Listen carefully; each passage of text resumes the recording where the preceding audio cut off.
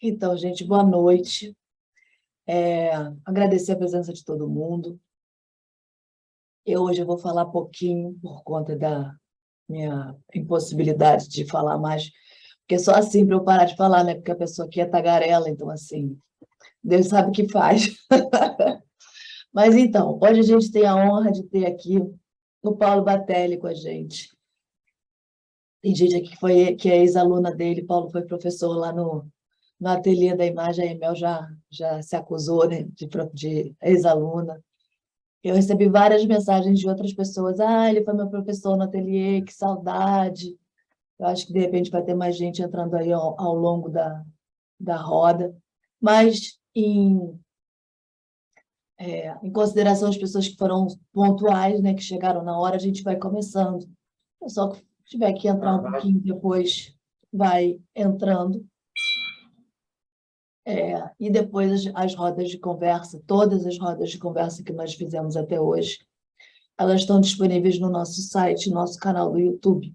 Então, quem quiser dar uma olhada lá, tem muita coisa bacana. Tem uma roda que é só sobre direito autoral na fotografia, direito de uso de imagem.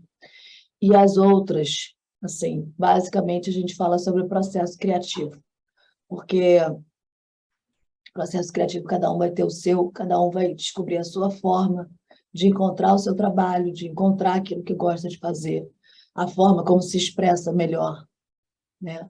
E não tem uma receita de bolo, tem o que serve para cada um, né? Então, assim, a gente sempre conversa sobre esse assunto com todo mundo que vem na roda, para a gente ir vendo como é que cada um faz, e a gente aprende, e a gente pega uma ideia, e vê se dá para aplicar na nossa realidade. Então, eu vou deixar o Batelli se apresentar, apesar dele já ser conhecido de alguns, mas eu vou deixar ele se apresentar. Não sei se você vai compartilhar a sua tela, porque acabou que a gente não combinou isso, né? Mas o Jorge Aham. te coloca como co-host e você pode compartilhar tranquilo, tá? Tá bom, ok. E Ah, agradecer de novo a presença de todo mundo, Batelli, de ter aceitado o convite. E muito obrigada, gente. Vamos começar. boa noite a todos. Primeiramente, eu queria agradecer ao convite da Estela e do Segundo Olhar por me apresentarem aqui, me poder participar dessa roda. Muito obrigado a todos vocês. E os participantes presentes que aqui estão. Bom, participante presente é meio redundante, né? Mas, enfim, é, é isso. Obrigado a todos por estarem aqui. Eu acho que a coisa toda começa quando eu viro fotógrafo, por conta de ingressar numa faculdade de artes plásticas, cursar, fazer um curso de educação artística, me formar em técnicas e teorias das artes e, de repente, parar no jornalismo. Foi onde eu me constituí como fotógrafo profissional, passando pela maioria das revistas, das editoras, entre Abril, Globo, entre outras tantas, aí, Isto É, e trabalhando nas revistas semanais como repórter fotográfico. É engraçado porque na faculdade eu me questionei muito do que eu queria fazer da vida, né? Sempre quis ser artista, sempre desenhei, sempre pintei, mas o resultado dessa construção imagética, o pictórico, sempre demorou mais para ser construído. E quando eu descobri a fotografia, depois de uma certa idade, aí isso me fascinou.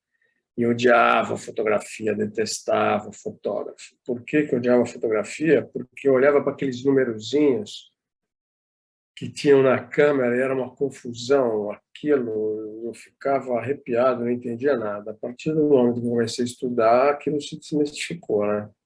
Eu acho que como todos vocês que fotografam, no início devem ter essa ligeira confusão aí.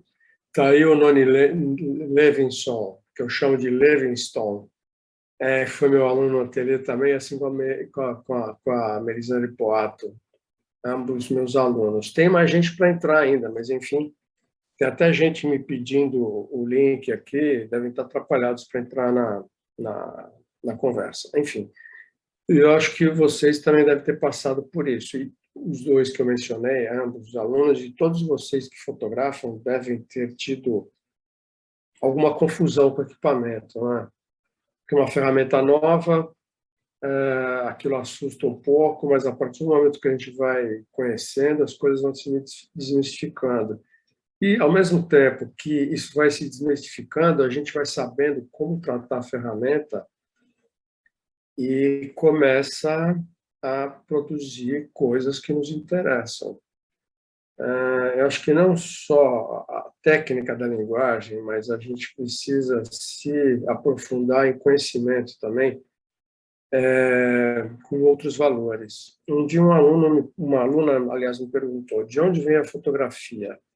A fotografia não vem da fotografia. A fotografia vem da antropologia, da sociologia, da geografia e do mundo, vendo dos livros que a gente lê, dos textos que a gente conhece e se aprofunda.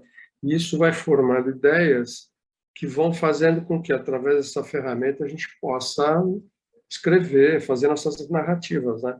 Como eu falei ontem, a caneta do fotógrafo é a câmera. E é incrível, porque a partir do momento que a gente começa a perceber como é que ela funciona, tanto como instrumento, como com resultado, a coisa começa a ficar mais interessante.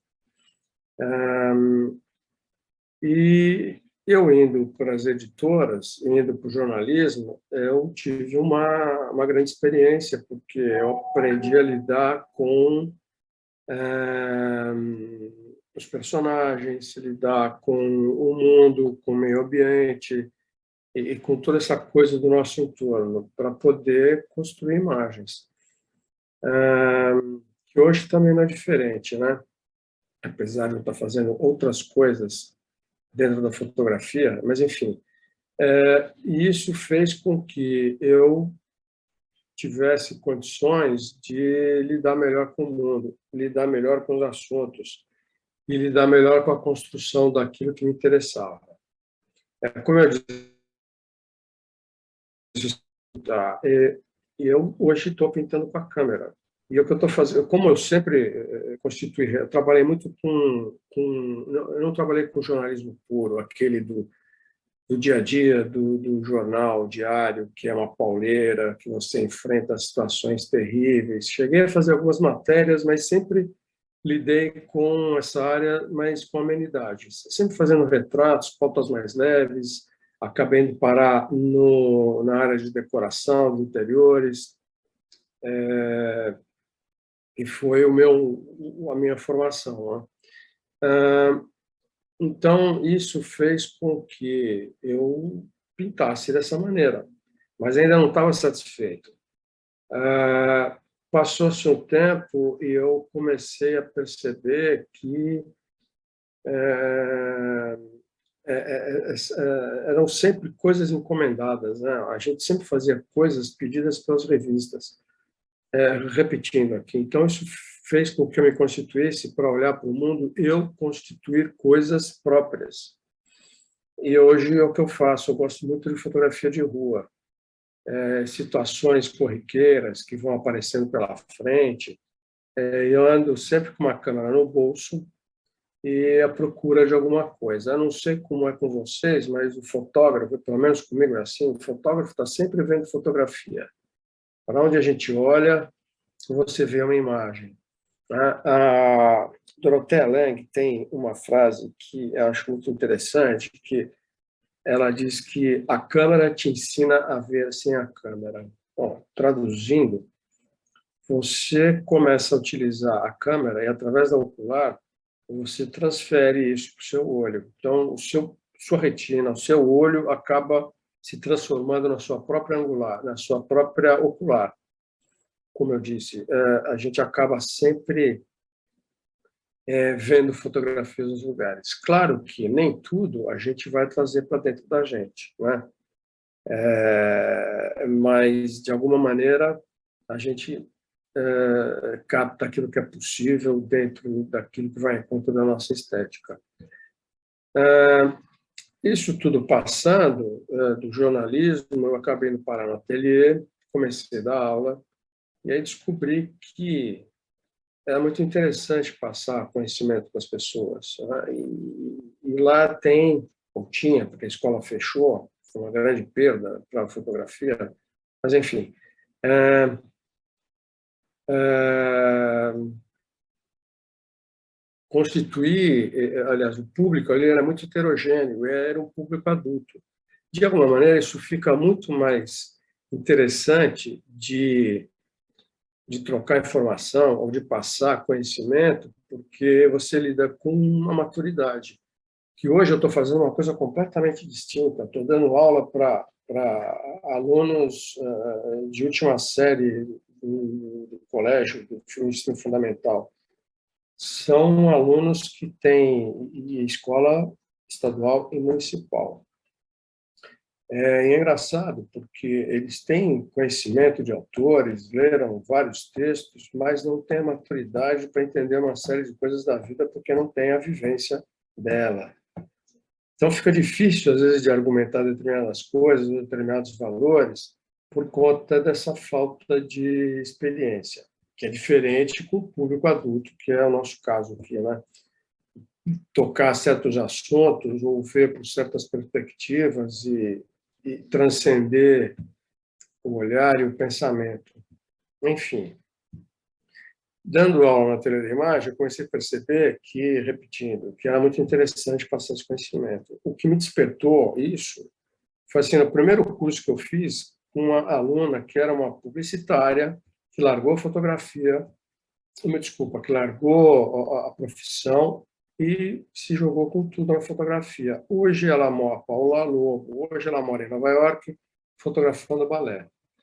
Era uma menina que estudou balé e tinha uma certa noção dessa espacialidade, ela se jogou nisso, aí já produziu alguns livros. Eu estou sem nenhum aqui, porque eu estou dividido entre montanha e praia e muita coisa está lá nas montanhas. Agora estou no Rio. Acabei deixando lá. Enfim, e com isso, essa menina fez com que eu despertasse essa perspectiva. E aí a coisa foi se multiplicando, né? Entre outros alunos que entraram em concursos e foram vencedores, alunos que hoje se transformaram em fotógrafos de moda, o próprio Noni, que está aqui, que tem um trabalho maravilhoso com macrofotografia, que tem um olho assim, ele acabou se constituindo de uma maneira muito interessante. Depois vocês podem até conversar com ele e ver o trabalho dele. O Josemias Moreira Filho, que ele está com dificuldade de entrar aqui, que foi meu aluno no Morro do Palácio, onde eu fiz o mestrado lá na UF, e eu fiz pela UF, estudo em artes contemporâneas, e o Josemias Moreira foi o mote do meu mestrado na fotografia. Ele é um rapaz que já era constituído nas artes, porque ele era aluno do Luiz Guilherme Vergara, não o Carlos Vergara, que é o artista, mas o Luiz Guilherme, que é professor da USP, foi diretor do MAN, diretor do MAC, e o Vergara tinha um grupo de estudos que o José Mies fazia parte. Então, ele é um garoto que, hoje já é homem, né? Mas é um garoto que se constituiu nas artes, com dobraduras, com construção, com confecção de papel artesanal, e veio parar em mim com fotografia. Então, ele tem uma visão muito bacana do mundo. E, por incrível que pareça, ele só tem um olho. É um ciclo, que eu falo, até brinco com ele, né? Você é incrível, você tem um olho e esse olho é fantástico. E ele se jogou de uma forma muito bacana na fotografia. Né?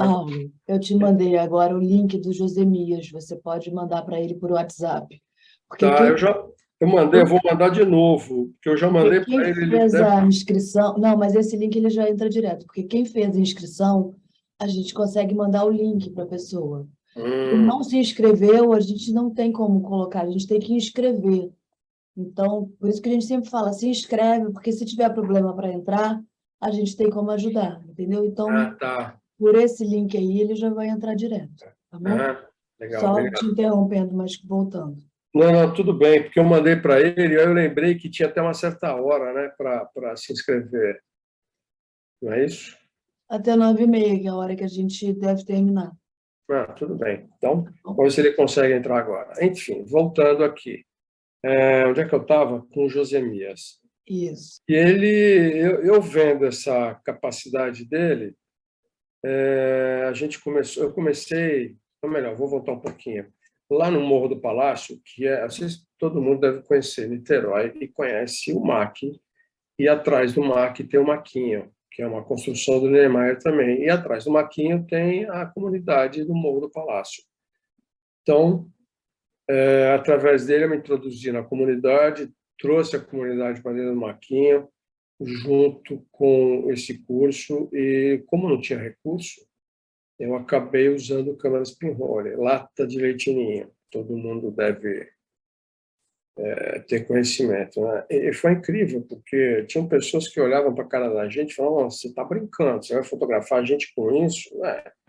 Tanto é que depois a gente mostrou o resultado e as pessoas ficaram perplexas, né? Mas, enfim, diante dessa evolução do curso e do trabalho, Ô, Gabriel, sem querer te interromper e já interrompendo, explica um pouquinho a história da lata de leite ninho, porque pode ser que nem nem todo todo mundo... Tá, é o seguinte, câmera pinhole é a isso. câmera que a gente chama vulgarmente a câmera da latinha. Traduzindo, pinhole é o buraco da agulha. O que significa exatamente isso? É por onde passa a imagem. Se a gente, por uma câmera, melhor, a câmera escura, ou a câmera obscura, que chamavam antigamente, era um receptáculo totalmente fechado com um pequeno orifício. E, através desse orifício, a luz externa passava para dentro do receptáculo, se projetando na parede oposta. Vamos supor, tem uma caixa de sapato. Numa das laterais, eu faço esse furinho com uma agulha, e no fundo da caixa vai se projetar a imagem que está lá fora, né? Se a gente se trancar numa sala toda preta e fizer um buraco, um furinho, que seja até na fechadura, a imagem que passa por ali vai se projetar na parede oposta. É o princípio da câmera fotográfica, é o que acontece com a câmera analógica, com a câmera digital e por aí afora. Aí, se a gente colocar uma superfície fotossensível na parede oposta, a gente acaba resgatando a imagem que está lá fora. Claro que essa superfície também vai ter um ISO, vai ter um tempo, e tudo está relacionado com aquela trilogia, né? ISO, diafragma e velocidade. Como a gente não tinha recurso, usou-se lata de leite ninho. Teve um cara, uma ocasião, numa das exposições de Paraty em Foco, eu acredito que vocês também alguns de vocês conhecem. Eu não me lembro exatamente o ano, não sei se foi isso 2010, 2011, eu não me lembro exatamente o ano. Teve um português que veio para o Brasil e o cara tinha um caminhão como câmera. E ele tinha um projeto muito bacana, eu não me lembro o nome dele. Inclusive, eu visitei, eu fui lá para Paraty para ver esse caminhão. A Volkswagen cedeu uma cabine com chassi e em cima do caminhão tinha um baú onde ele morava, com tudo de última geração, em termos de design e tecnologia. E na parede lateral esquerda, por exemplo, ele tinha um obturador de câmera técnica. Câmera técnica são aquelas câmeras com folha, né, que a gente põe o tecido por cima da cabeça para poder olhar. Vocês já devem ter visto isso também. E se alguém tiver dúvida, levanta a mão que eu posso me aprofundar na coisa, tá? Mas, enfim. E aí, o que acontece? Uma das laterais, ele tinha um obturador acho que era um Copal, número 0 ou número 1, não sei. E tinha lá o diafragma e as velocidades. Ele punha em B, abria o diafragma, que o menor diafragma desse obturador devia ser uns 2 milímetros de diâmetro, uma coisa assim. E na parede oposta ele projetava a imagem, aí esticava o papel dele lá, ou seja, a superfície fotossensível, e fazia a foto. Ele disse que levava aproximadamente 9 horas para fazer uma foto. Então ele encosta lá na praia de Paraty, fica de frente para a igreja, abre tudo, abre o dispositivo, põe o papel ali, clica e vai dar uma volta. Dali a 9 horas ele volta, a imagem está pronta. Ele tem lá como revelar, fazer suas alquimias para fazer a imagem aparecer. O projeto foi tão legal que a Volkswagen viu isso e cedeu o caminhão para ele. E com todo mundo que patrocinou, né? Aí o cara saiu viajando pelo Brasil afora e eu perdi o contato, eu não sei que fim levou. Deve estar pelo mundo fotografando. O cara tem esse recurso. A gente, como não tinha, usava lata de leite ninho. A gente pode fazer uma câmera pinhole com qualquer receptáculo, desde que ele seja condicionado para essa condição. Numa lata de ervilha, por exemplo, eu não tenho visto mais, mas existem. Eu tinha uma, era uma lata de ervilha com aquela tampa que vem com lacre, igual lacre de requeijão, que você tira o lacrezinho, entra o ar, que é feito no vácuo. Aquilo poderia ser uma câmera pinhole, né? Você pinta, geralmente a gente pinta as latas ou a caixa, ou seja lá o que for, todo de preto fosco por dentro. Esse furinho a gente tampa com fita isolante, tem que recarregar num lugar apropriado. Se eu estiver usando papel, tem que ser no laboratório com aquela lâmpada vermelha. Se for com filme, pode ter luz nenhuma, tem que ser tudo no escuro. Bom, mas como é que a gente faz no escuro? É tudo pelo tato. A gente aprende. Alguém já fez laboratório analógico aqui? Pois é, o Noni e a Melisande. Vocês, Valéria, Noêmia, outros participantes, ninguém fez laboratório analógico? A Sônia fez, o Oscar também, a Então, Manuela. é por aí. Quem não fez, eu acho que tem que viver essa experiência. Pelo menos preto e branco, a gente pode montar em casa, tá, pessoal? Tendo as químicas e condições de luz apropriadas, a gente vai se divertir. Eu tenho um laboratório, eu não estou usando agora porque eu estou na correria, mas a gente fazer a revelação em casa, sai muito mais barato. E é uma experiência que acho que vocês deveriam experimentar. Seria, digamos assim, o Photoshop que a gente tem no computador. É um processo molhado, né? Photoshop é um processo seco. Voltando aqui, então a Pinhole é esse sistema. Eu usei papel fotográfico, que era mais fácil de trabalhar. A gente estava no maquinho, arrumamos um banheiro apropriado, que precisa de água, e o banheiro mais apropriado para isso era o banheiro das meninas, que não tinha janela nenhuma e tinha água corrente.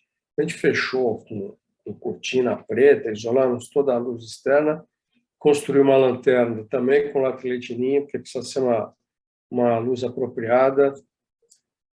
Para o papel preto e branco, geralmente uma superfície ortocromática, ele não é sensível à luz vermelha. Por isso que a gente vê nos filmes os laboratórios com aquela lâmpada vermelha. Então, tudo que for ortocromático não se importa em ter aquela luz. Agora, se eu abrir um filme ali dentro, o filme, se ele é pancromático, ele é sensível a qualquer espectro de luz e fica impossível trabalhar com qualquer luz. Então, tem que ser tudo no escuro mesmo, desculpa. Bom, enfim, voltando. É tudo pronto ali, laboratório, químicas, a lâmpada, fotografamos, revelamos, aí fica aquela coisa, né, de olha que legal a imagem, aí parece ser negativo. Quando estou usando papel positivo, quando a gente fotografa, ele vem em negativo, aí precisa passar para o positivo. Aí você também, numa sala escura, você, com vidro sobre esse negativo, você projeta uma lâmpada de 1 segundo, até menos, uma coisa muito rápida, e essa imagem se transfere positivamente para outra superfície, que é o papel também. Aí revela e a imagem está pronta. Eu acho que eu tenho aqui, mas eu vou ter que passar, eu não consegui montar a tempo um slideshow. Mas, enfim. E aí, o que aconteceu? Que o Josemias se apropriou dessa penrolha, como alguns alunos lá, mas não ficaram porque não tinha contrapartida. E o que aconteceu foi que ele se transformou no fotógrafo. Diante dessa entrega dele, eu acabei dando uma câmera de presente para ele. Porque ele estava com uma câmera sobrando, tinha uma lente, falei, pô, quer saber? E era Natal, e o aniversário dele foi no Natal. Aí eu peguei a câmera com uma lente e dei de presente para ele. E hoje ele está aí se virando tranquilamente com fotografia. Ele juntou dinheiro, comprou outra, se envolveu com o pessoal de fotografia de Niterói, está aí, está trabalhando na prefeitura, ele está produzindo. Bom, a história toda é que, depois de eu ter passado pela fotografia como fotógrafo e repórter fotográfico, eu acabei me transformando num professor, ou o fotógrafo que virou artista através da linguagem, passando esse conhecimento para as pessoas.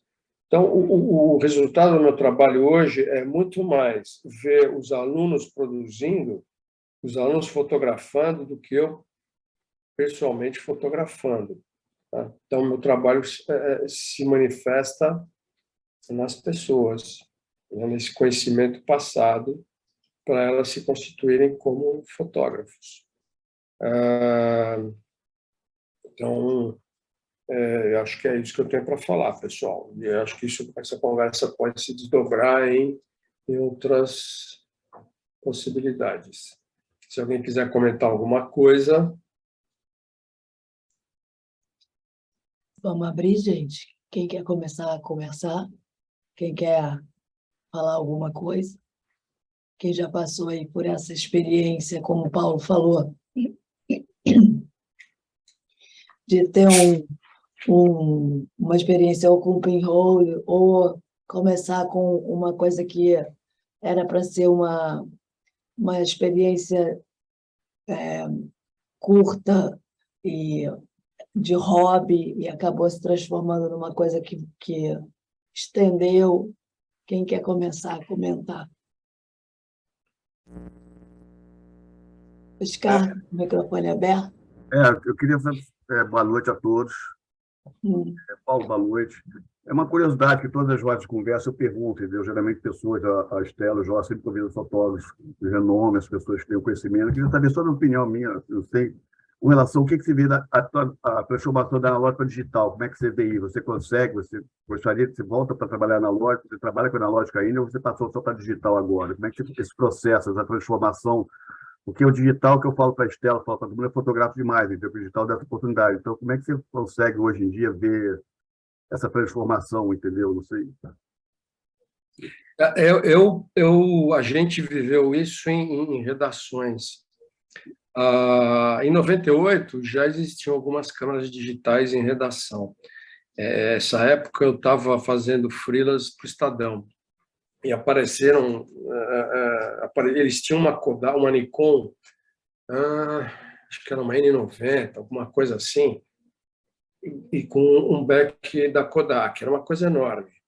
Né? Tinha a câmera, embaixo tinha como se fosse um motor, mas era uma parte eletrônica, que era algo desse tamanho, pesado. Você olhava no sensor, melhor, você olhava no ocular, e era uma coisa feita rudimentarmente, que era um quadradinho, um retângulozinho bem pequeno, que era menor que um APS-C, todo achureado. E o que estava livre era aquele retângulozinho que tinha ali no meio. E as imagens eram feitas e tinham todo um processo para carregar, e não era uma coisa rápida. Enfim, isso em 98. Aí, em 2001, chega a câmera digital nas redações. Foi uma loucura, foi um alvoroço. Pra você ter ideia, nessa época, eu tinha uma Canon G1 que tinha 3 megas. O que é isso? 3 megas hoje? 3,2 megas, é um absurdo. Tinha uma imagem bacaninha, tinha. E ela, com toda a sua capacidade, eu estava trabalhando para as revistas da Globo, Quem Acontece, Marie Claire, coisas do gênero. Você chegava com um arquivo desse, em alta, que era os 3 megas. Enfiava-se nos Macs da Globo, que geralmente o pessoal trabalha com Mac, né? Você enfiava no Mac, o computador travava. Imagina, 3 megas, olha a capacidade da estrutura. E aí, o que se fazia? Tinha que fazer as imagens em baixa, em alta. Se transformava, ou melhor, você punha em baixa para o cara olhar, ver, tá, essa aqui, aí ele ia lá e tratava alta para poder mandar embora para a gráfica. Porque até então você não conseguia abrir. Isso levou um ano e meio, para toda essa estrutura se modificar para as câmeras digitais. Aí, quando começaram a chegar as câmeras mais nervosas ou mais potentes, o pessoal tinha uma insegurança muito grande. Eu trabalhei numa revista, questões éticas eu não menciono o nome, mas o editor ele pedia para a gente fazer em cromo e digital. Ou seja, você tem que fazer 2 vezes o seu trabalho. Então, vou fotografar a Hebe Camargo, por exemplo, que, que deve ter virado, já virou uma estrelinha, eu tinha que fotografar ela com cromo e com digital. Geralmente, pessoal, em jornalismo, você fez essa pergunta, né, como é que é o digital e o analógico. Em jornalismo diário, usa-se negativo colorido, porque é um filme mais barato. Geralmente, as revistas, sem exceção, usavam cromo. Por quê? Porque tinha uma outra qualidade. Saturação, definição. Então, você pega um Estadão, uma Folha, os caras usavam ISO 100, 200, 400, puxava filme, aquela coisa toda, e era um resultado que ia ser impresso numa folha de jornal. Então, a qualidade era qualquer coisa. Você não precisava ter uma big, ultra, super qualidade, porque as imagens tinham lá suas relações e tinham seus limites. E no dia seguinte, o que ia virar esse suporte? O que ia virar essa página de jornal? Embrulhar peixe na feira. Que isso é até eu não sei quem foi o inventor dessa frase, mas tinha o pessoal falava isso no jornalismo diário. Você faz a sua foto bacanona, ela é premiada, você ganha até Pulitzer. Mas no dia seguinte você está embrulhando peixe com ela. Muito bem. Revista é diferente. Você pega uma Exame, um Isto É, uma Veja, uma Marie Claire, uma Vogue, eram feitos todos com cromo. E detalhe, você tinha ISO 100 só, no máximo ISO 200. Hoje a gente tem câmera digital e com ISO, sei lá, 500 mil, sei lá, quantos milhões de ISOs que tem. Claro que você vai usar essa quantidade numa situação muito específica, né? Mas, enfim, então você tinha essas diferenças. O legal do cromo, a maioria dos meus trabalhos sempre foram feitos com cromo, e o que a gente tinha no mercado? Para variar, você tinha Kodak e Fuji, né? Claro que entre e ambas as fábricas tinham as suas quantidades de filmes e suas possibilidades. Então, você tem lá um Provia 100, um Provia 400, você tem um Astia, você tem um Velvia, e tem um Superia, e todos esses filmes foram parar dentro das câmeras digitais. Como assim? Todo mundo tem câmera digital? Todos vocês fotografam com câmera digital hoje? Ou quem está aqui, pelo menos, fotografa com câmera digital, né? Existem algumas setagens dentro das câmeras que equivalem a esses filmes. Por exemplo, vou fotografar um casamento. Eu quero a pele da noiva mais delicada. Então, na analógica, eu vou usar um filme que me dê uma saturação de pele mais delicada. Então, a Kodak tem esses filmes, como a Fuji também tem esses filmes. Voltando, tudo isso foi parar dentro das câmeras digitais. Isso funciona muito bem em JPEG, não em arquivo RAW. Se eu estiver falando grego aqui, fiquem à vontade para falar, tá? Que eu não sei se todos vocês exploram ou namoram o equipamento a fundo. Alguém faz isso aqui? Só a Melisandre faz isso? Enfim,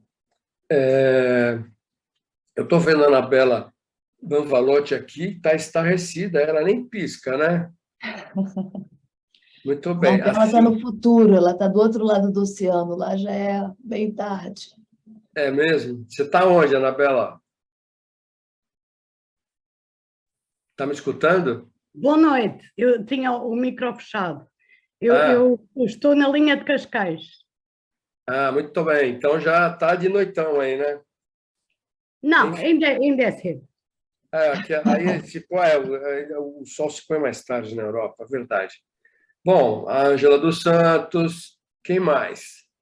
A Erida Leão. Vocês namoram as câmeras, meninas? A Valéria Pereira, a Rosane Rebelo, a Maria Lúcia Tavares, o Francisco Lopes. Oscar, eu estou falando tudo isso para te responder, tá? Porque essa pergunta, ela se estende, a resposta se estende. Enfim, voltando aqui. Muitas vezes a gente pega tudo que estava dentro da bolsa do fotógrafo, seja filtros, equalizadores, filmes, lentes, foram parar dentro da câmera digital. Com essa tecnologia que a gente tem hoje, isso ficou uma facilidade. Então, respondendo um pouco para o Oscar, claro que ficou muito mais fácil hoje você fotografar com digital, porque, inclusive, você aperta o botão, a imagem se faz pronta no LCD traseiro, né? Agora, tem um porém, que eu acho muito complicador, que é aquilo que está pronto ali. A gente não para pensar no resultado, ou na feitura, ou na gene, na construção dessa imagem. A gente aperta o botão, a imagem se faz e, opa, tudo certo, resolvido. Espera aí. No filme não é bem assim. Eu saio com Provia para fotografar. O Provia é um filme Fuji ISO 100. E cromo é assim, a latitude dele, ou seja, a margem de erro dele é muito pequena, é igual na digital. Só que no digital você vê na hora, no filme você vê depois de revelado. Então, se eu saio com a Leila, ou com a Melisandre, ou com a Rosane, ou com a Anabelle, e vamos para o Tahiti fotografar o seu Gauguin, vamos ficar um mês lá, levando cada um 50 filmes. Vamos fotografar bacaninha. Não tem laboratório no Tahiti. A gente vai ter que voltar para revelar aqui no Brasil. Quanto tempo de ida, de viagem, quanto tempo de volta. A gente volta com esses 50 filmes expostos. Se eu fiz certo, na hora que eu abrir no laboratório, vai estar tudo certo. Se eu fizer errado, tchau, eu jogo tudo fora. Eu vou ter que voltar para o Tahiti para fazer tudo de novo. Hoje, o cromo sempre foi caro. Hoje, um cromo está uns R$250. Fora a revelação, que deve estar uns 50. Então, cada filme são R$300. 50 filmes, quanto dá essa brincadeira aí? Arde no bolso, né? Então, o filme tinha isso. Eu usava Provia 100 e E200 da Kodak. Eram dois filmes que eu trabalhava muito. Então, você está sempre com aquele equipamento, com aquela lente, com aquele filme, naquele laboratório. Você está clicando, você conhece todos os equipamentos, seu flash, essa coisa toda, você sabe o que está acontecendo. Tem uma coisa que é um detalhe. Na câmera analógica, você tem uma demora e tem uma espera. E tem aquela coceira que fica atrás da orelha, você sabe que está tudo certo, mas enquanto você não vê o filme na mesa de luz, você não sossega. Mas você fica com essa inquietação de ver o resultado da imagem. Haja visto o Walter Firmo, né, o Dona Estela, que sempre fotografou com filme, e o Walter usa um Velvia. Geralmente 50. Pois é, o Velvia 50, que hoje a gente só encontra encomendando em Nova York ou no Japão. Eu tenho na minha geladeira. Pois é, guarde com carinho. O Velvia 50 é um filme, diz os 50, veja só.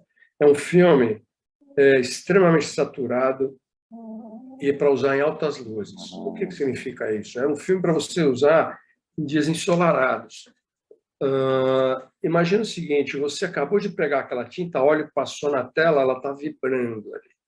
Aquilo fica tilintando no olho. O Velvia é isso, é um filme que ele realça as cores, a tonalidade dos matizes, faz com que aquilo tenha uma intensidade muito grande, que é diferente de um Portra NC, por exemplo, da Kodak. Portra é um filme, o próprio nome já diz, é para portrait, para retrato. NC significa Neutral ND, Neutral Density, que é um filme de densidade neutra, que ele tem cores mais delicadas. De novo, repito, tudo isso está dentro da câmera de vocês. Se eu quiser ter só um parênteses, a Nikon, eu acho que a D6, que é uma câmera digital, ou a D5, eu não me lembro, ela fez um perfil para o Velvia. Então, você quer fotografar com Velvia, você vai lá na câmera e seta esse filme para que as imagens fiquem com o mesmo resultado do Velvia. Pô, fantástico isso, né? Voltando. Quando você fotografa com filme, você tem essa demora aí, você tem essa espera, você tem essa ansiedade de não ter a imagem pronta no LCD da câmera. Então, você fica naquela coisa, né? Tem um pezinho de angústia, um pezinho de ansiedade. A hora que vem na mesa de luz, você olha e fala, putz, que legal. Aí você já vai na foto certa. Você tinha 36 imagens para fazer um trabalho. Pô, eu vou fazer 36 imagens bacanas. Acontece que, num filme, às vezes você pode ter um fotograma bacana, o resto pode ser lixo. Como você pode ter 24 fotogramas bacanas. Então, não é pelo fato de você ter 36 imagens, 36 frames, que você tem que ter 36 frames bacanas no filme. A mesma coisa com o digital. Quantas imagens você tem dentro de um cartão hoje? Dependendo de como você seta a câmera e da capacidade do seu cartão, você tem N imagens. Quantas fotos bacanas vão estar ali? Não sei, pode ter nenhuma. Deixa eu fazer uma colaboração aqui. Diga. Eu comecei na época do filme, né? Mas você viveu isso, né? Mas antes de trabalhar, de aprender a fotografar, eu trabalhei na revista Desfile, da editora Bloch, aqui no Rio.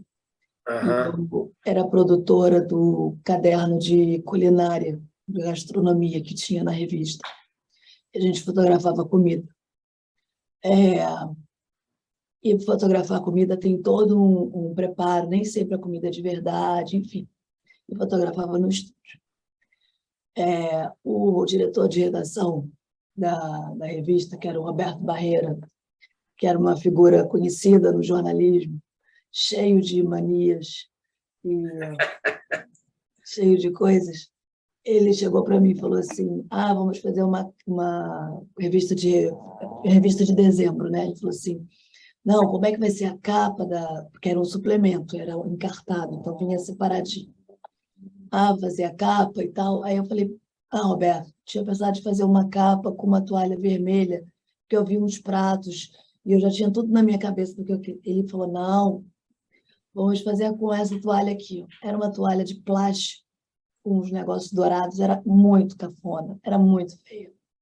Mas manda quem pode, obedece quem tem juízo, né? Então, eu cheguei para o fotógrafo, que era o Mauro Trindade, Mauro Nascimento. Falei assim, Mauro, olha só, a gente tem que fazer a capa e o Roberto quer que a gente faça com essa toalha aqui. Aí ele, essa coisa horrorosa, eu falei, essa coisa horrorosa. Eu comprei esse tecido. Espera aí, deixa eu... Um minuto.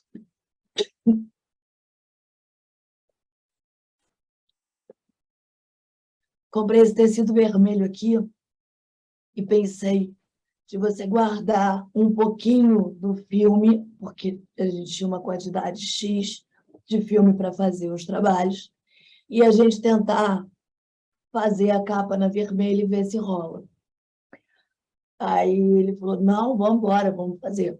Fizemos com aquela coisa dourada, bege com dourado, que a gente achou horrorosa. Desmontamos tudo, montamos tudo de novo com a toalha vermelha. Fotografamos. Veio o cromo, veio a tira, aí a gente subiu com ela cortada para o Barreira poder ver o que ele tinha pedido e depois a gente mostrar com a toalha vermelha, que ele não queria, que ele já tinha dito para mim que não era para fazer. Beleza. Aí ele olhou, gostou de uma, gostou de outra, mas como ele não podia dar o braço a torcer, né? Quando eu mostrei a outra vermelha, que tinha ficado 1000 vezes melhor, porque acendeu, né? Deu uma vibração na capa. Aí o que ele fez? Ele falou assim para mim: até que a sua ideia foi boa, mas eu não gostei dessas fotos que vocês fizeram. Tem que refazer tudo. Aí mandou a gente refazer tudo com a toalha vermelha. E aí a gente refez tudo, 2 dias depois, por conta de estúdio, aquelas coisas. E aí eu tive que maquiar a comida toda, porque a comida estava guardada na geladeira, né?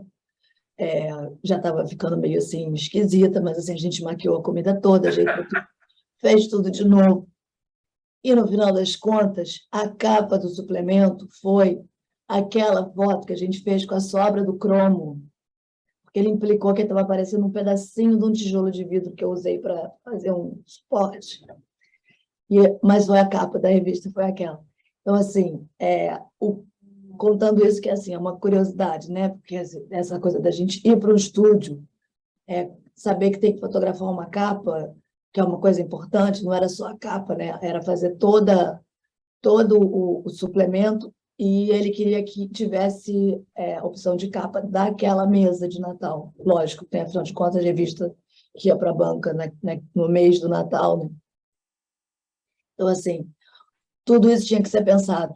Quando eu apresentei essa possibilidade para o fotógrafo, aí ele falou para mim: tá bom, então vamos contar aqui quantos pratos são, quantas exposições a gente vai ter, né? Quantos cliques eu vou poder fazer, para poder fazer uma sobrinha de 6, para a gente poder fazer a foto na vertical, na horizontal, para dar as opções de corte, enfim, tinha toda uma conta que a gente tinha que fazer. E também isso que o Paulo está falando, a história do filme. Ângela foi minha colega da turma de fotografia lá em 2002, e estamos fazendo 20 anos de fotografia, oficialmente, gente. A minha primeira câmera eu tinha 7 anos, mas eu conto que eu entrei para fotografia quando eu fui fazer o curso com o Walter, que foi em 2002, agosto de 2002. A gente fotografava com filme. Eu entrei no curso de preto e branco primeiro, e depois eu fui fazer o de cor. Isso que o Batelli está falando, da gente saber qual era o filme que a gente ia usar, a gente sabia para que lugar que a gente estava indo e o que a gente ia encontrar lá para poder escolher o filme antes. Então, isso tudo era pensado antes, né? Eu usei muito Velvia, mas depois o meu filme preferido ficou sendo o S100VS da Kodak, que ele parecia o Velvia, mas ele era um pouquinho, ele tinha um pouquinho mais de definição nos pretos, nas sombras, né? Que o Velvia ficava tudo preto.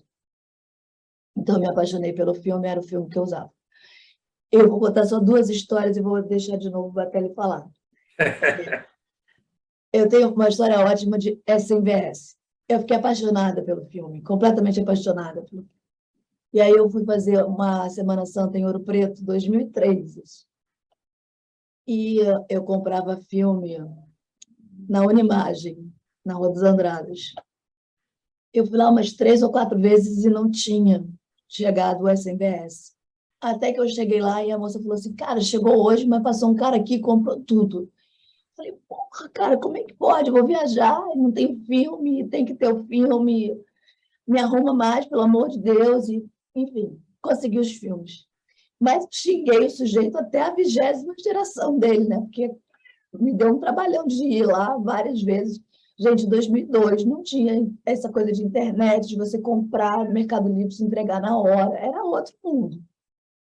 Aí, beleza, fui para Ouro Preto.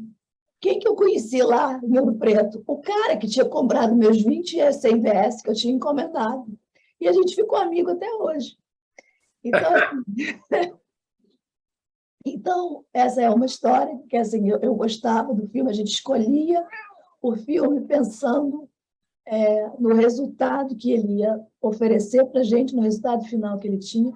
O cromo, ele não deixava você errar, porque o Paulo estava falando da latitude ser pequena, né? Então, assim, se você acertou, a sua foto vai vir linda. Se você errou, você joga fora, porque não gostou, né? E a outra coisa, a outra história que eu vou contar é a seguinte. Eu fui fazer uma viagem em 2004, fui para o Sul, que eu inventei uma viagem que era tudo ao mesmo tempo agora. Eu fui para a vinícola, fui fazer Serra Gaúcha, e no final fui fazer um campeonato de balão que tinha lá, um Festival Internacional de Balonismo. E a última coisa que eu ia fazer, quer dizer, entre uma coisa e outra, eu fui para São José dos Ausentes, que é uma cidade super alta, de altitude alta, mesmo lá no Rio Grande do Sul. Sempre que aparecem essas frentes frias, lá neva, né? Fica tudo... São José dos Ausentes e a outra, Santa Catarina, que eu esqueci o nome. Beleza. Filme, né? Aquilo que ele falou, que você leva não sei quantos filmes e reza para estar tudo certo, porque você só vai ver o resultado 15 dias depois, né? Quando você voltar e mandar revelar. Beleza. Foi. Aí, no dia que eu estava em São José dos Ausentes, que eu tinha ido lá fazer uma foto, que era uma cortina, um tapete de nuvem que ficava assim na beira do cânion, que não rolou, porque dependia, né? Uma coisa atmosférica. Na hora de ir embora, eu comecei a ficar meio enjoada na estrada. Aí uma amiga minha que estava junto falou assim, você quer um remédio para enjoo? Quero. Aí ela me deu um tal do Dramin, que eu nunca tinha tomado na minha vida. E eu comecei a ficar grogue com aquele negócio. E com o filme a gente fotografava, tirava o filme, né? Estava com preto e branco, tirava, botava um colorido, trocava, marcava onde é que estava, dava uma virada na lingueta, contava, tinha toda uma gambiarra para você aproveitar o máximo de coisa que você pudesse. Nessa de fazer a gambiarra de tirar um filme e botar outro, Adelene, por favor. Eu estava grogue com remédio e eu botei o filme errado na câmera. E eu fotografei tudo por cima. Então, eu acabei fazendo um filme inteiro de dupla exposição, porque peguei o filme errado, porque estava grogue e eu só fui descobrir isso. Tipo, 10 dias depois, quando eu já tinha voltado para o Rio, quando a gente foi mandar as coisas para a revelação, que voltou o resultado, eu falei, gente, que isso? Primeiro que eu não estava entendendo nada. Depois, puxando pela memória, eu falei, cara, foi na hora que eu tomei aquele negócio e eu dormi, assim, 4 horas no carro, né, voltando saindo de São José dos Ausentes para Torres, de tão grogue que eu fiquei. Mas até eu entender que eu tinha ficado grogue, eu fiz essa bobagem de trocar o filme e fazer essa confusão toda. Então, assim, isso são coisas de que só quem fotografava com o filme conhece, passou por isso. Todo mundo tem uma história, um perrengue de filme para contar. O digital, ele veio para facilitar muito a vida da gente, né?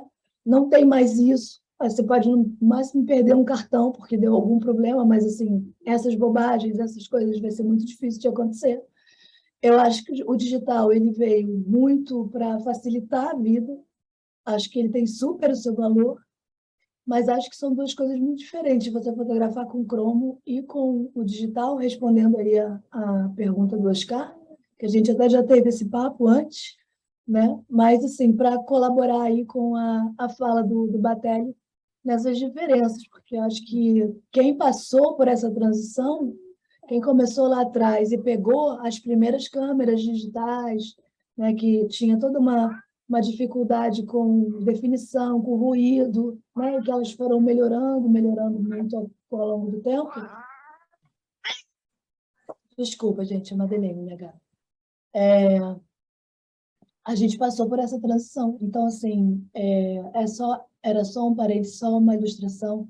Eu vou fechar a câmera, o microfone e a câmera que eu vou pegar mais água. Continuem a conversa, por favor. Então, retomando a pergunta do Oscar, a gente tinha todos esses perrengues, né? E a tensão era redobrada, porque se você der um passo em falso, tchau. E essa tensão fazia com que você pensasse o tempo todo na imagem, na luz, na checagem da câmera, essa coisa toda. Tem uma coisa assim, eu perguntei há pouco tempo atrás para vocês se vocês namoravam as câmeras. Eu não sei se todo mundo tem a curiosidade, a gente que, como vem do filme, da velha escola, e passa por uma série de experiências, a gente tem mania de testar equipamentos e filmes, né? Eu estava uma ocasião em casa, eu estava com 3 lentes. Eu peguei a minha Fuji, eu tenho uma Fuji X-T1, e coloquei nessa câmera uma lente, uma Color Scopar, que é da Voigtlander, uma lente da Voigtlander, uma lente Leica e uma lente Fuji. E pus a câmera no tripé e fiz a mesma foto com essas 3 lentes que tinham equivalências ali de uma normal. Cada uma tinha uma característica, usei um arquivo RAW para não ter distorção nenhuma, e cada uma tinha uma característica. A lente que mais se comportou melhor, não é porque era Leica, mas tinha lá a ver a sua qualidade ótica, foi a Leica, que ela me dava resultados nas baixas luzes e nas altas luzes. O que eu quero dizer com isso? Nas áreas de sombra, eu tinha detalhe do que tinha ali naquela sombra. E nas altas luzes eu também tinha. A Fuji tinha uma definição, mas não tinha essa característica. E a outra lente também, ela dá uma patinada. Acho que era uma Nikon. Não tinha a Fuji e a Nikon se equivaliam em termos de altas e baixas luzes e definição.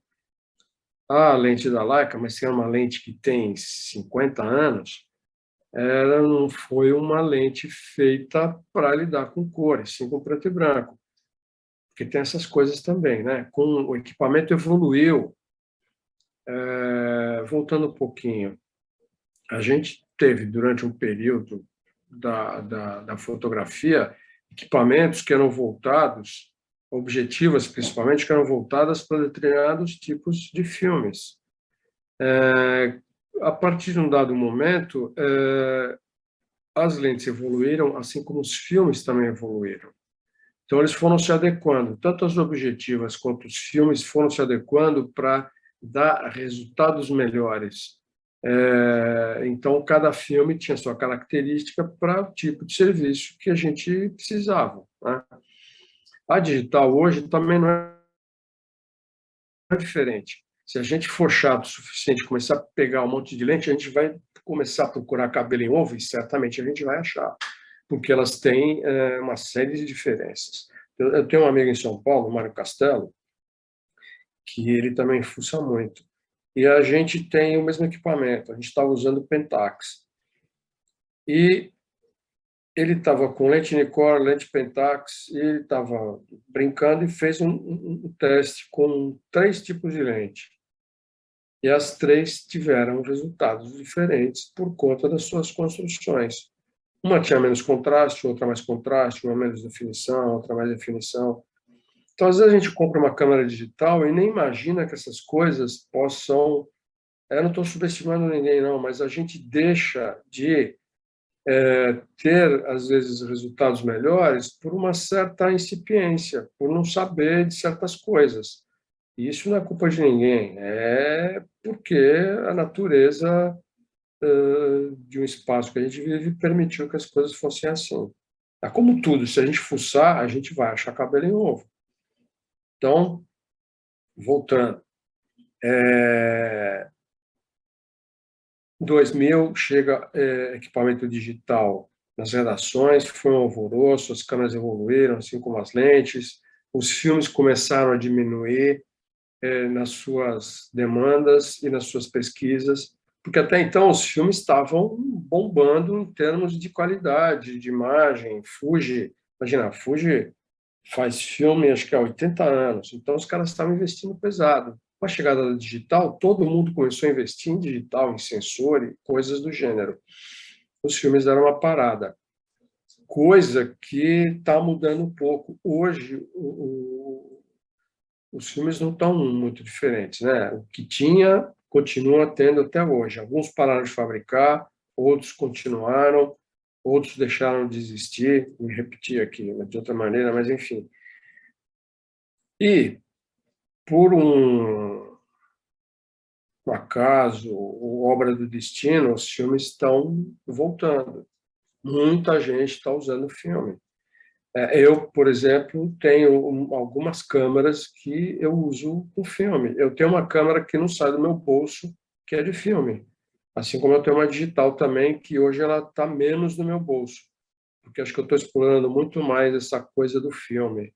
Voltando a responder ao que os caras me perguntou, porque o filme a gente tem que ter muito mais cuidado, eu tenho que ser muito mais seletivo, porque na digital você não tem custo, né? Você põe o cartão na câmera, larga o dedo, faz 500 imagens e tudo bem. Quanto custou isso? Nada.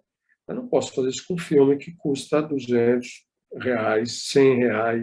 O que está acontecendo hoje que a Kodak faz filme para cinema. Alguém descobriu esses filmes e estão rebobinando para fotografia e custa muito mais barato. E são filmes que eles têm uma latitude muito pequena e como é feito para o cinema, eles têm uma outra característica. Então, eles tendem a ter resultados muito bons por conta da condição de luz que eles são utilizados. Não é todo mundo que revela, porque eles têm uma camada ali que chama-se ramjet, que fica na superfície do filme. Para que serve essa camada? Para diminuir a quantidade de halos, ou de reflexos, ou de flare dentro do filme por conta das iluminações. Então, o cara que vai revelar esse filme, você precisa avisar o laboratorista para ele tirar essa camada para poder revelar, porque senão, se entrar numa máquina, por exemplo, aquelas máquinas automáticas, vai fazer uma salada e vai estragar toda a química do cara e todos os outros filmes que entrarem ali. Então, quem quiser aderir é muito tranquilo. Né? Precisa ter uma câmera razoável, bacaninha, ou qualquer outra câmera de filme que dá para se virar bem. Então, Oscar, a digital, resumindo, eu acho que ela facilita muito a vida da gente. Por outro lado, isso é muito amplo, né? Por outro lado, a gente deixa de pensar um monte de coisas e fica numa zona de conforto onde você pensa menos. Só abrindo parênteses, outro dia eu estava conversando com um amigo, e hoje os carros têm uma série de sensores, né? Você tem a Volkswagen tem, acho que o T-Cross, que se você vacilar ele estaciona o carro para você. Aí eu pergunto, a sua sensibilidade vai para onde nessas horas? Porque se pifa todo esse equipamento, como é que você vai estacionar? Você vai desaprender a fazer manobra? A gente precisa tomar um certo cuidado com isso. Indo ao encontro do digital e do analógico, é a mesma coisa. A câmera digital nos dá uma série de conforto, mas ela nos tira também uma série de percepções. Então, a gente precisa ter esse cuidado. Né? Eu adoro as duas, mas a gente tem que saber como agir com cada uma, porque cada uma tem uma atitude. Assim, tem uma série de meninas aqui na sala, né? Todas são meninas? São. Todas são sexo feminino? Sim. Mas cada uma é uma. A mesma coisa com câmeras. Né? A analógica, a digital, os filmes, cada um é um. Tem suas características. Enfim, depende do que eu quero fazer. Eu não posso oferecer para uma noiva fotografar o casamento dela com filme, porque ela vai pegar o pau de macarrão e dar na minha cabeça, pelo custo disso. Obviamente, ela vai querer fazer em digital. Mas eu posso ter uma câmera no bolso que uma hora, em dado momento no casamento, eu vou querer fotografar com essa câmera. Estou fazendo isso para mim. Posso até apresentar para ela. Isso é uma opção minha. Então, eu acho que tem essa coisa. Respondendo a sua pergunta, Oscar, foi fascinante o advento da câmera digital, ainda mas a gente tem que ter certos cuidados, porque ela nos acomoda numa zona de conforto que nos deixa, às vezes, na felicidade de uma certa ignorância, né? Porque a gente deixa de fazer e perceber uma série de coisas. hoje eu percebo as pessoas que fotografam só com digital que têm algumas dificuldades na fotografia por conta desse não conhecimento. É uma exigência? Não, mas seria legal as pessoas que lidam com fotografia permear esse universo fílmico para poder ter um pouco mais de conhecimento, para trafegar melhor, inclusive, na fotografia digital. Porque tudo que a gente faz dentro de um laboratório molhado foi parar dentro do computador, que é o nosso amigo Photoshop e Lightroom. A gente, com meia dúzia de teclados ali, de tecladas e mouses, a gente resolve a foto da gente, coisa que a gente tinha que fazer no laboratório. Teve uma exposição no Centro Cultural Hélio de Sica, há muito tempo atrás, de um fotógrafo português. Eu não vou lembrar o nome dele, não. Faz muito tempo. E aí você vê uma foto do cara e tem um senhor sentado na janela de eu não sei se foi o João Farcas, não me lembro, mas tinha um senhor sentado na janela de um moinho. Aí você começava a olhar a foto com mais atenção, você percebia que tinha alguma coisa de estranho ali. Aí, nas fotos seguintes, ele mostrava como é que ele fez, porque aquele senhor não foi fotografado, ele foi introduzido naquela imagem.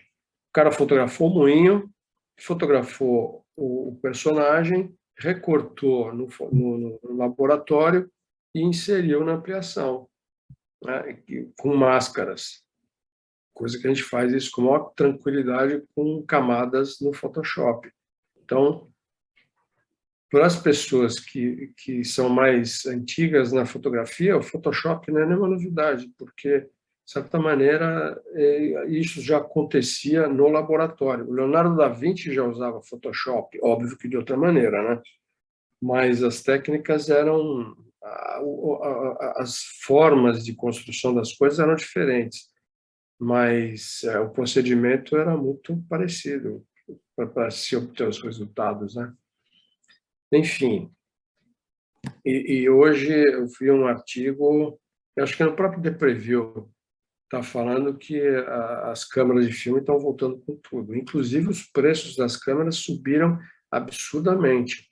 Um filme que você pagava em Nova York há 5, 6 anos atrás, $5, hoje custa 11. Que é um absurdo. Aqui está uma fortuna, então, que tem importação, essa coisa toda. Mas, enfim, é isso. Não sei se eu respondi a sua pergunta. O Batelli, o Josemias conseguiu entrar. Ele estava com problema no áudio.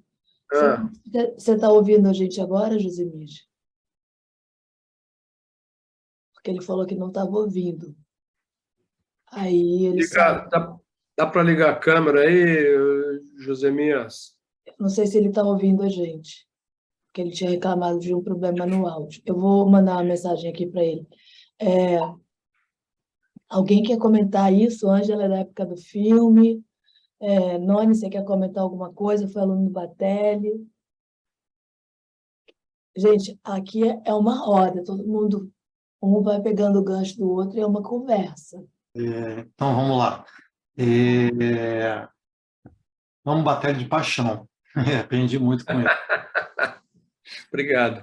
Eu só acho o seguinte, eu acho bacana a gente entender, eu concordo com essa diferença analógico e digital. Eu tinha muito nervoso, eu fiz pouco analógico, eu fiz analógico em 1715, quando eu comecei a fotografar, um cursinho na PUC, eu usava o laboratório da PUC, depois eu até cheguei até em casa. Eu ficava muito ansioso na hora de botar o filme no carretel e saber se eu não tinha trepado o filme no carretel. Era a hora que eu ficava mais ansioso, não era na hora do clique, não. Mas, assim, disso que você falou depois, se a gente perde sensibilidade ou não, quando a gente faz... Hoje eu só faço digital, eu acho que o analógico hoje dá um trabalho incrível, né? Por um custo que é muito maior, né? E eu estou só no digital.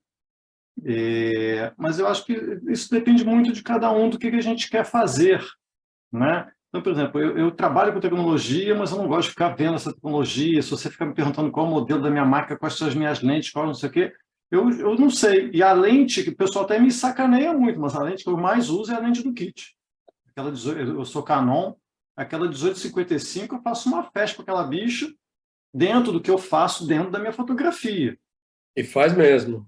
Parabéns. E aí depois até eu tenho também uma 60mm macro, que também é Canon, que aí eu faço umas outras coisas. Mas a que eu mais usei até hoje é essa. Então, eu acho que a gente tem que saber dosar, né? E também, sim, minha máquina é digital, mas ela não está toda no automático, então eu também tenho que saber regular ela, que aí eu acho que, de repente, essa sensibilidade que você estava falando, ela não é perdida.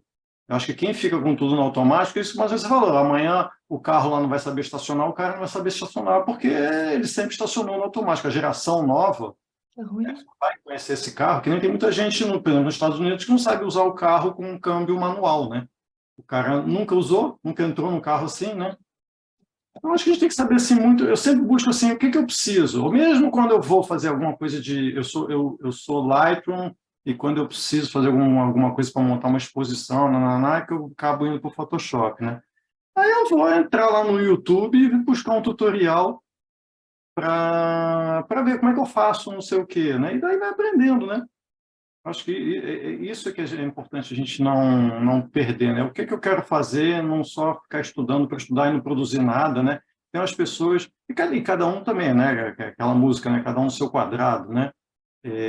Porque tem umas pessoas que eu vejo que eles ficam só estudando, só falando técnica, e eu não consigo ver uma foto da pessoa, porque ela só fica discutindo a técnica, né? Então, saber balancear, né?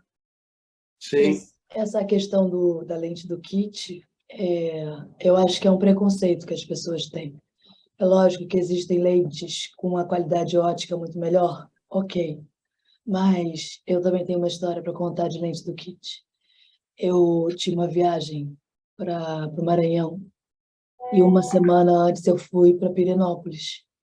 E aí a minha lente quebrou. E a outra lente já estava no conserto, ou seja, eu fiquei sem lente. E eu ia viajar para o Maranhão, eu falei, eu preciso de uma lente emprestada. E aí uma aluna falou assim, eu tenho uma lente, mas é do kit. Eu falei, manda, essa, tá ótimo.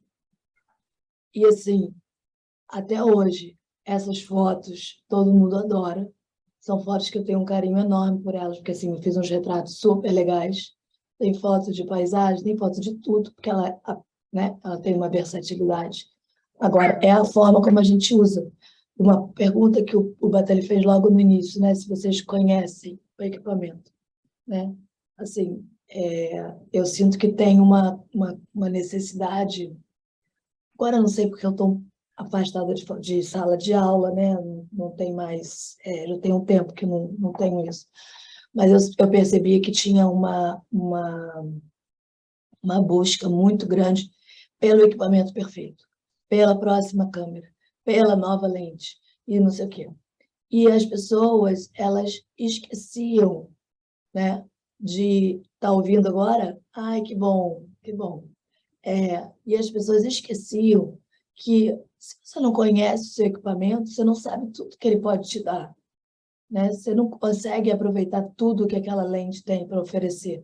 Por que eu fui para lá e me virei com uma lente 1855, né? E fiz algumas coisas? Porque eu sabia o que eu estava fazendo, sem grandes pretensões. Não estou querendo aqui ser melhor que ninguém, mas eu sabia o que eu estava fazendo. Então, eu consegui compensar a dificuldade que uma lente do kit, a deficiência ótica que essa lente do kit tinha, com a minha qualidade de olho, de saber o que eu fazia. E eu via muito isso, das pessoas ficarem, não, eu tenho que ter outra lente, eu tenho que ter outra câmera, eu tenho que ter outra coisa. E aí fica sempre naquele do ir mais, mais e mais, e acaba não sugando o que aquele equipamento tem para dar. Porque já ficava pensando em trocar de outra câmera. Assim, quanta gente trocava de câmera, tipo, de 2 em 2 anos, lá atrás, né? Assim, mudava muito e viajava, né? Era outra época, né? As pessoas viajavam, o dinheiro era outro. Enfim, vou para Nova York, vou trocar minha lente, vou comprar uma lente nova, vou trocar minha câmera. Tinha 2 anos que estava com a câmera. Então, assim, é pouco para você saber tudo todas as possibilidades que aquela câmera pode dar. Né? Foi só um comentário. O Josemias agora ele está nos ouvindo e Eu acho que o Batelli estava querendo que você falasse também, Josemir. Batelli, eu acho que é legal você dar uma contextualizada. Não, vou Você sim. deu um pedaço É, da nossa é. roda. Mas Só para concluir o que o Noni falou, que você falou dos equipamentos, as pessoas perguntam: qual é a melhor câmera do mundo?